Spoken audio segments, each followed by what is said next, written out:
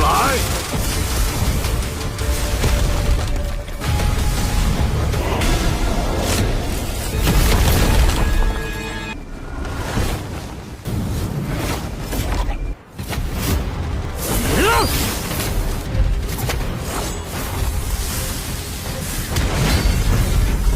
大治天前线不见王家人，轮得到你来管？还不是欺我天神书院！既惨烈至此，不足为信。地盘撒野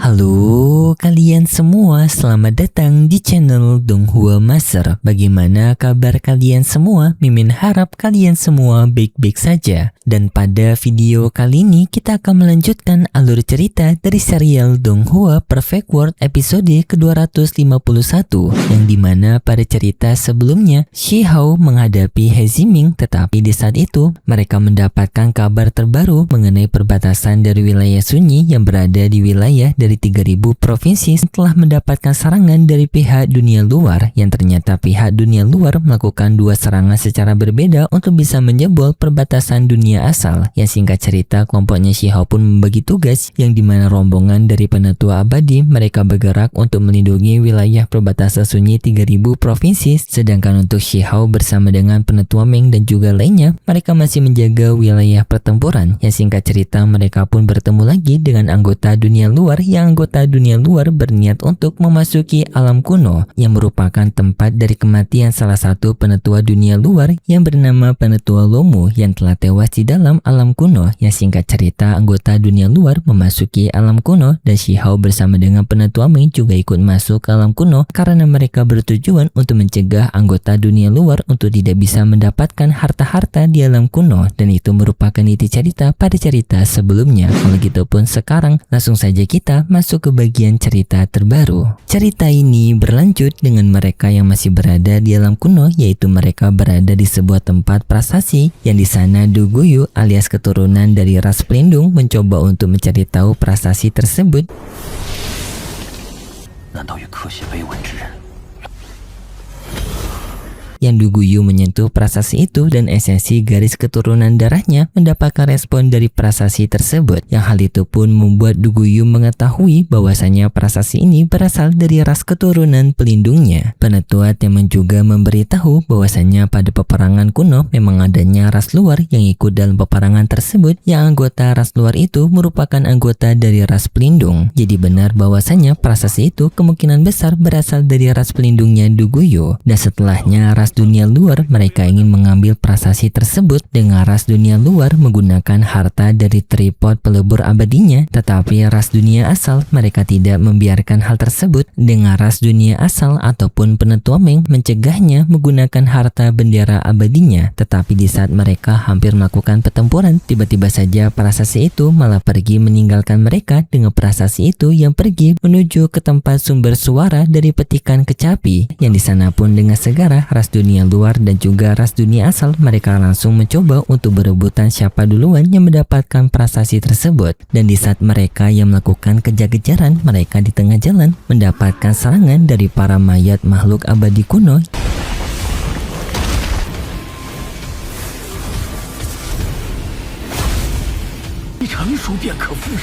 yang mereka masih memiliki jejak kekuatan yang dapat memberikan mereka pergerakan untuk menjaga dunia kuno, yang untungnya mereka berhasil melewati rintangan tersebut. Dan setelahnya mereka memasuki sebuah wilayah baru yang disebut sebagai reruntuhan medan perang kuno, yang di sana pun mereka semakin mendengar suara kecapi yang dimainkan.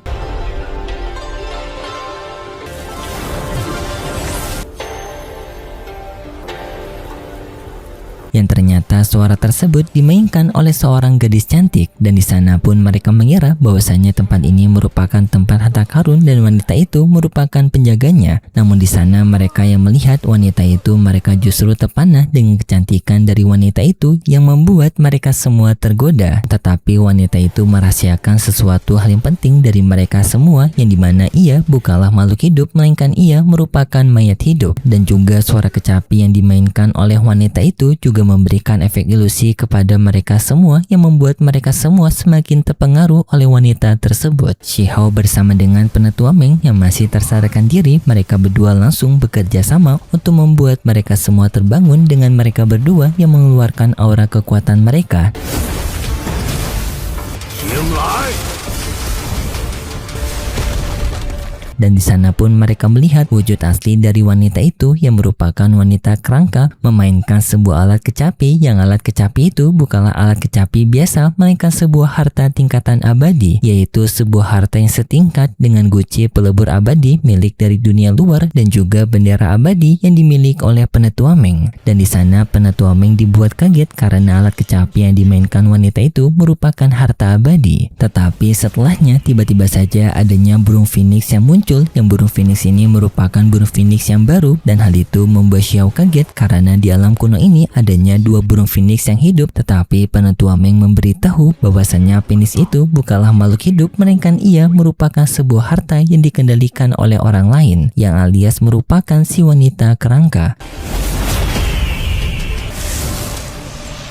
切不可大，更像是被人操控的鬼。 Serangan dari pihak alam kuno mulai dilepaskan, yang serangan tersebut mengarah kepada para pasukan dunia luar, yang hal itu membuat Cao Wuxiong merasa lega, yang karena para pasukan alam kuno yang membantu mereka menghadapi dunia luar. Tetapi tak lama kemudian serangan dari alam kuno juga mengarah kepada mereka, yang ternyata alam kuno tidak peduli dari mana mereka berasal, ia tetap akan menyerang karena mereka yang merupakan penyusup yang telah memasuki kawasannya. Para anggota dunia luar mereka sangat kesal karena mendapatkan serangan dari alam kuno. Mereka pun melakukan serangan balasan kepada alam kuno dengan mereka menggunakan harta dari tripod pemurnian abadi mereka. 交出至宝！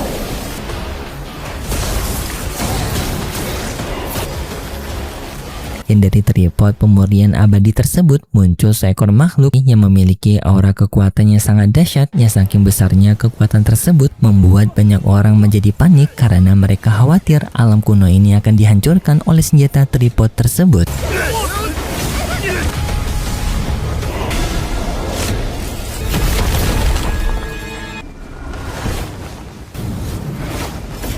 Ya singkatnya, setelah kejadian itu tiba-tiba saja suasana menjadi hening, dan di sana mereka melihat adanya kota peti mati. Dan dari kota peti mati tersebut para anggota dunia luar mereka merasakan kalau kota peti mati itu menyerap energi dari esensi makhluk abadi dunia luar, yang hal itu membuat mereka menjadi kesal karena mereka menganggap kota peti mati itu telah mencuri energi abadi dari dunia luar. Dan setelahnya juga mereka melihat sekarang alam kuno mencoba untuk menjebak mereka agar mereka tidak bisa kabur dari wilayah ini, yang di sana dirasakan juga oleh para makhluk dunia luar karena harta pelebur abadi mereka telah mendapatkan tekanan yang membuat harta itu melemah. Yang tidak hanya itu, bendera abadi juga yang dimiliki oleh Penetua Meng juga dirasakan mulai kekuatannya melemah, yang di sini pun Penetua Meng sudah bisa menebak bahwasannya alam kuno ini mencoba untuk mencegah mereka agar tidak bisa kabur dari tempat ini, yang dimana pelakunya adalah si wanita kerangka. Tetapi Penetua Meng menyadari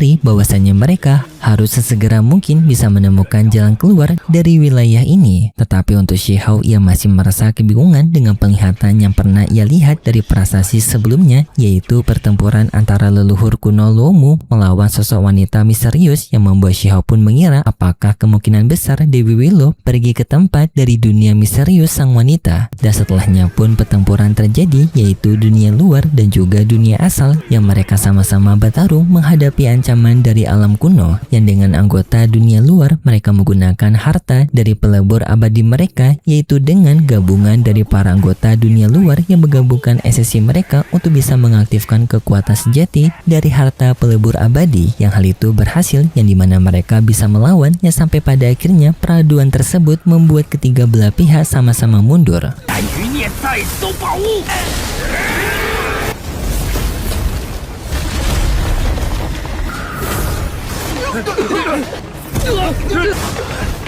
dan setelahnya pihak alam kuno alias si wanita kerangka tiba-tiba saja terbangun dari peti matinya, yang hal itu membuat Cao Yusheng kaget karena pemandangan ini merupakan sebuah pemandangan dari makhluk abadi yang masih hidup pada era kematiannya, yang bagi penatua Meng juga bahwasanya makhluk abadi ini bukan lagi makhluk yang sama seperti era dulu waktu ia masih menjadi makhluk abadi yang memiliki kesadaran, tetapi yang kali ini wanita tersebut merupakan makhluk baru, bukan lagi orang yang berasal dari asal-usul ras pelindung. Dan wanita kerangka itu ia kesal kepada mereka semua karena mereka semua yang telah membuat keributan yang membuat dirinya sampai terbangun dari mimpi abadinya.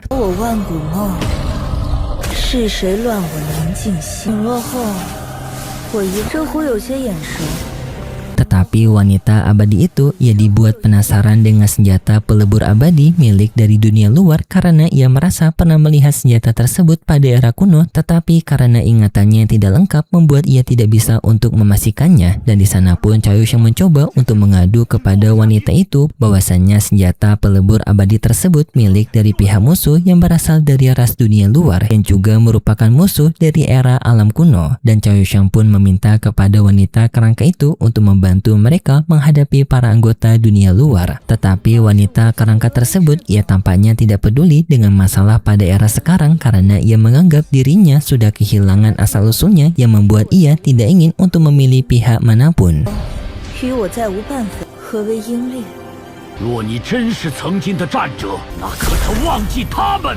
Penatua Meng pun mencoba untuk mensadari wanita kerangka tersebut dengan menunjukkan harta bendera abadi, tetapi tetap saja si wanita kerangka itu ia tidak ingin ikut campur. Yang dengan si wanita tersebut juga mengeluarkan harta dari papan catur, tetapi Shihao tetap mencoba untuk membuat si wanita kerangka itu untuk mengingat aspirasi lamanya mau berjuang untuk menghadapi dunia luar yang dulu pernah ia berkorban untuk menghadapi penatua leluhur Lomu alias si pihak dari dunia luar. Namun sayangnya tetap saja si wanita kerangka itu ia tidak peduli karena menganggap kehidupannya sekarang merupakan kehidupan yang baru. Dan singkat cerita si wanita kerangka itu ia pergi dari sana. Dan setelahnya sebuah harta berupa dupa terjatuh dari atas sana yang berasal dari si wanita kerangka tersebut, yang dengan segera He Ziming dan juga Shihao mereka berdua langsung memperebutkan harta itu dengan Shihao yang menyerang duluan ke arah dari He Ziming yang membuat harta itu terpental yang untungnya didapatkan oleh penatua Meng.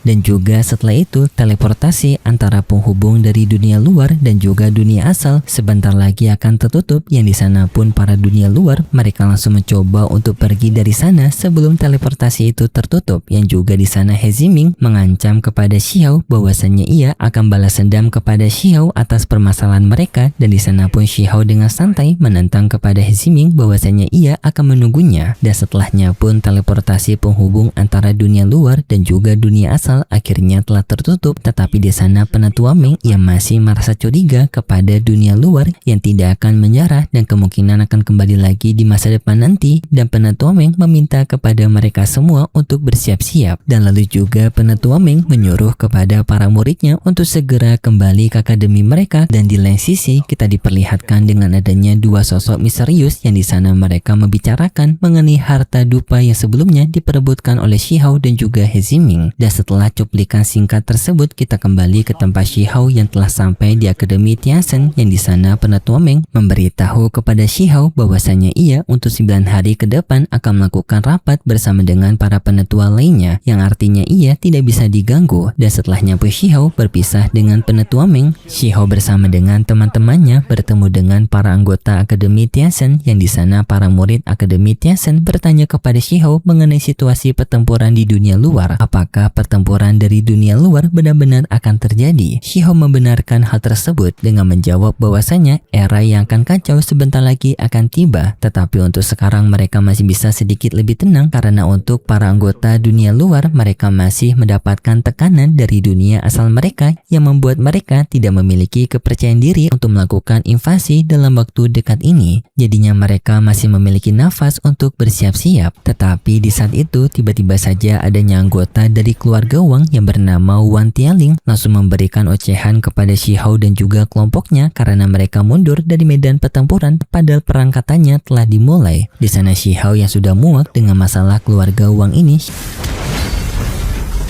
大治天前线不见王家人，轮得到你来管？还不是欺我天神书院。 Xiao pun mengeluarkan dinding pertahanan untuk melindungi rombongan akademinya, dan juga di sana pihaknya Shihou memprovokasi keluarga Wang. Keluarga Wang enaknya saja mengatur-ngatur pihak lainnya, padahal mereka sendiri tidak ikut serta pada pertempuran. Dan di sana keluarga Wang mereka beralasan bahwasanya mereka memiliki tugas sendiri, yaitu melakukan patroli. Xiao menyadari kalau keluarga Wang sedang mengibul, dan di sana pun Shihou bersama dengan teman-temannya mengancam kepada keluarga Wang bahwasanya mereka bisa melawan keluarga Wang dengan mereka semua yang mengeluarkan aura kekuatan mereka. Tetapi di sana Wan Tianling yang mengetahui bahwasanya Xiao juga memiliki sutra abadi ataupun teknik tubuh yang tak terhancurkan, yang di sana Wang Tianling menginginkan teknik tersebut dengan akan mencoba untuk menangkap Shihou dan memberikannya kepada keluarga Wang. Dan di saat situasi yang sedang memanas, tiba-tiba saja adanya serangan dari pihak ketiga, yang dimana itu ternyata berasal dari semut kecil. 其惨烈至此，至此不足为惧。 地盘撒野，着。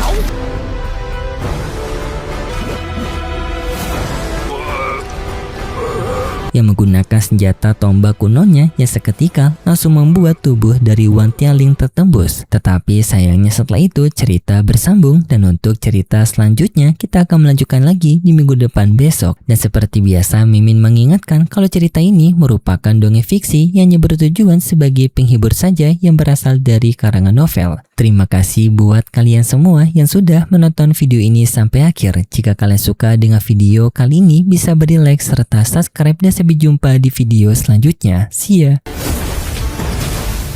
醒来！